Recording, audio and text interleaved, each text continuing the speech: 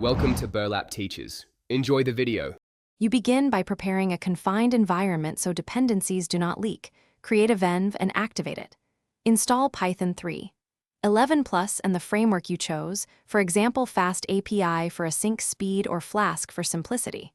Once done, scaffold routes, a basic app factory, and a requirements file. Make sure to initialize Git now and commit your working scaffold. This saves time and gives you a rollback point. You will iterate from this reproducible baseline. You now implement the core. Define your endpoints and data contracts, because clear contracts prevent rework. Connect an ORM like SQL Alchemy and create migrations with Alembic so schema changes are versioned. Once data is reliable, add caching with Redis and background processing via Celery or RQ to keep requests fast.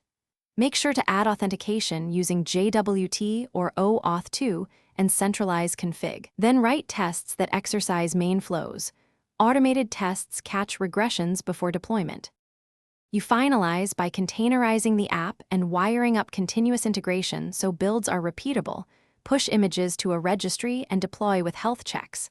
Once live, add structured logging, metrics, and alerts so you know when performance slips. Run load tests and configure graceful shutdowns to avoid losing requests.